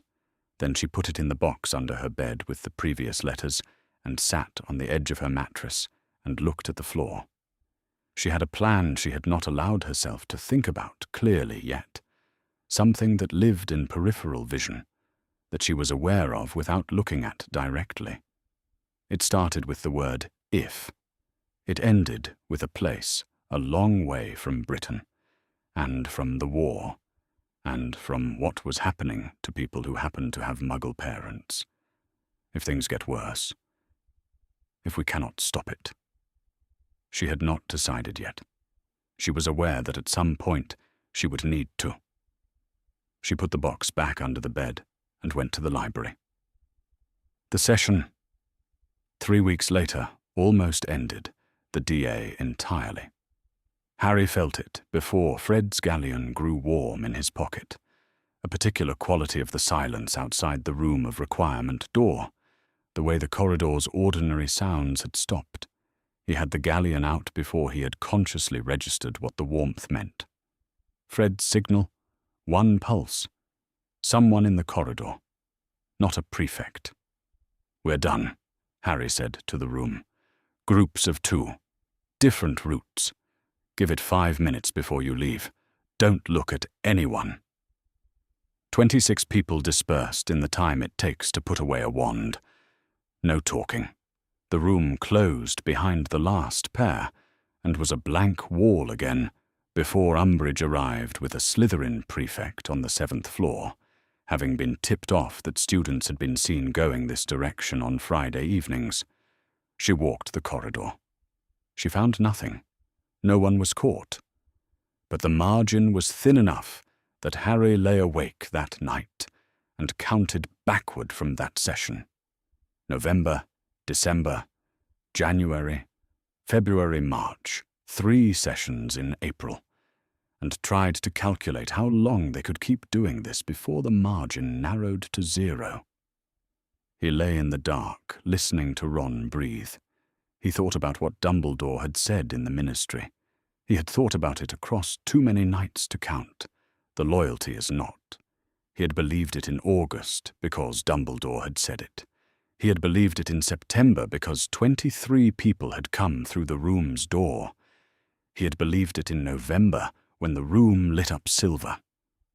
Now it was April, and 12 people had disappeared under the word unrelated, and the DA had nearly been caught tonight, and Sirius was trapped at Grimmauld Place and signing letters with one letter, and Voldemort was somewhere past the edge of what Harry could see, moving. Harry didn't know if the loyalty was enough. He thought about Neville's Patronus. He thought about the specific memory Neville used for it. Not something happy in the general sense, visiting his parents, who couldn't properly respond to the visit because they knew he came. Neville thought they knew he came, and that was the actual thing, the weight-bearing, real thing, that he chose to carry in the direction of a Dementor. It has to be enough, Harry thought. It's all we've got. He turned over. The dormitory was quiet around him. Outside, the grounds were dark, and the war was somewhere just past the edge of what he could see, moving. The vision came in the last week of May. Harry woke from it with his scar burning and the image behind his eyes. A corridor, a door, Sirius kneeling in pain at the Department of Mysteries. He lay in the dark and did not immediately believe it. He had been thinking about Sirius for months, the trapped letter, the single letter signature. He knew what wanting something to be true did to what you were willing to believe. He had also spent a year watching the Ministry deny something that was real. He went to find Ron. They went in at midnight through the fireplace in Umbridge's office, while she was occupied by a crisis Fred and George had arranged without being told why. 5 students in the Ministry atrium in the small hours. The fountain silent, the gold statues still. The lift. The 9th floor. The cold of spaces kept separate from ordinary air. The Hall of Prophecy was rows of glass spheres, dusty and glimmering. They found the right row. The sphere labelled with 2 names Harry had been living between since before he could remember, sat on its shelf and pulsed faintly. He picked it up. It was lighter than he expected. Then the lights came on. There were a great many of them. Not all at once. The Death Eaters had been distributed throughout the hall, and they materialized from between the shelves in the way that things materialize when they have been waiting, suddenly and from multiple directions at the same time. Neville moved first. He had been standing slightly to Harry's left, which was where he had positioned himself at the start of every DA session since November, slightly back, slightly to the left, covering Harry's blind side.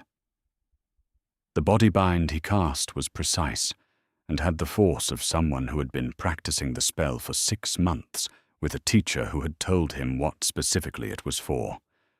The Death Eater to Harry's right went down hard. "Go," Harry said, which was unnecessary because they were all already moving. Hermione's shield charm went up across the entrance to the row, broad, projected outward. It held for 30 seconds under simultaneous fire, and in those 30 seconds, the 5 of them put 20 feet between themselves and the entrance. The sphere left Harry's hand when a stray curse struck it. It shattered on the stone floor, and the echo rang between the shelves, and the prophecy dissolved into the air, and Harry felt the particular finality of something that had been hanging over him dissolving because the thing containing it was gone. Ginny took a glancing hex to the ankle. Ron took a curse to the shoulder that left his wand arm numb. Neither stopped. The order came through the door behind them. Sirius arrived first, because Sirius always arrived first when he had been told not to go somewhere. The presence of him, moving, not kneeling, not in pain, resolved the question Harry had been carrying since May. It had been a trap. The Order had been watching. They had come. Lupin was directly behind him, and others behind Lupin, and the balance of the hall shifted in 40 seconds, from 5 students holding a line to a genuine fight. Voldemort came after the Death Eaters had been dealt with. He arrived in the atrium when Ministry officials were already on the premises. The battle had not been quiet. Fudge was among them.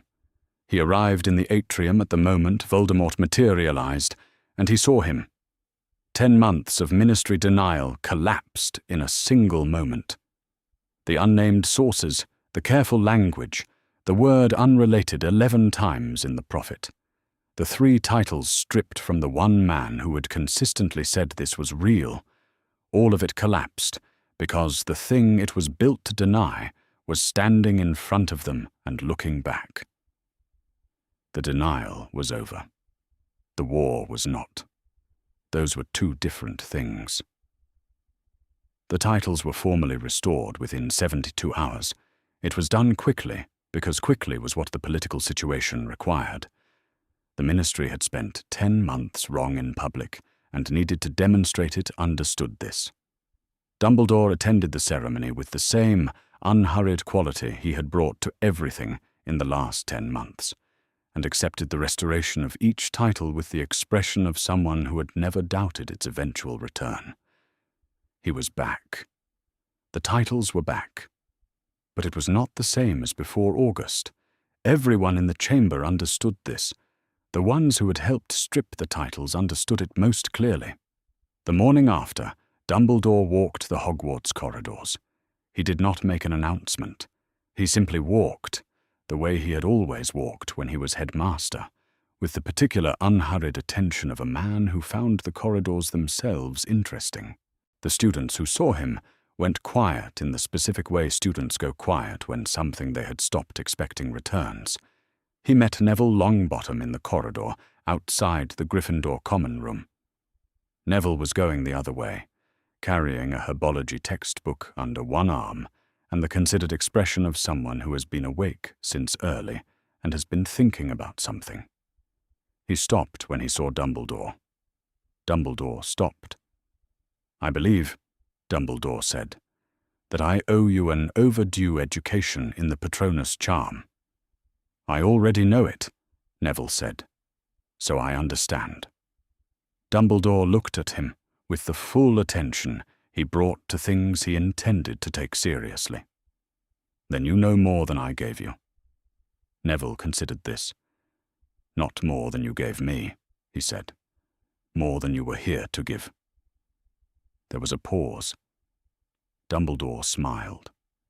Not the comfortable smile of a man with 3 titles, the one Harry had grown up with. The other one, the one that didn't have the weight of office behind it, that was simply what remained when the titles were stripped and the institutional authority was gone and a person was just what they were. Neville went to herbology. Dumbledore continued down the corridor. Harry was in the headmaster's office when Dumbledore arrived. The room had been restored, portraits back, silver instruments on their tables, the quality of the air that was specifically Dumbledore's office. Dumbledore sat down. "You did well." "You said the loyalty wasn't gone," Harry said. "Yes. In April I was trying to work out if that was still true." "Did you know we'd manage it?" Harry asked. Dumbledore was quiet for a moment. "No," he said. "That is why I trusted you instead of engineering it. Engineering fails. Trust generally doesn't." His spectacles were slightly low on his nose, as they had been in courtroom 10. "I could not engineer what you did this year. I could only make it possible for you to do it yourself." Harry sat with this. "Right," he said. Hermione wrote to her parents that evening. She sat in the common room after dinner, while the room buzzed around her with the sound of people talking about the Ministry and Voldemort and Dumbledore's return and all the things that had happened in 48 hours that couldn't be taken back, and she took a piece of parchment and wrote about ordinary things. She asked about the practice, about the new hygienist, about whether her father had liked the film as much as he expected. She did not reach into the drawer where the plan lived, the one that started with "if" and ended with "a place in the southern hemisphere." She did not take it out. It was still there. She knew it was still there. The war was not over, and she was not naive about the war. But today was not the day. Today she wrote to her parents about ordinary things, and sealed the letter and sent it before the post left, and went to bed. Snape was in the potions classroom. He was not there for any practical reason. He did not need this particular potion for anything. He was there because he was a potions master, and the rhythm of it, the heat, the timing, the specific attention required at each stage that did not permit your mind to go anywhere else, was the closest thing he had to stillness. Dumbledore's letter was ash. He had it memorized. He would have it memorized for the rest of his life, and he did not need the paper. He knew what it said. He was still here. The choice was still being used. The doe appeared in the corner of the dungeon without his consciously summoning her. The silver shape of something he had been carrying for so long it had become involuntary, instinctive, the way breathing was involuntary. She stood in the corner and cast her light on the stone walls, and did not ask anything of him. She stayed as long as she stayed. He didn't look at her.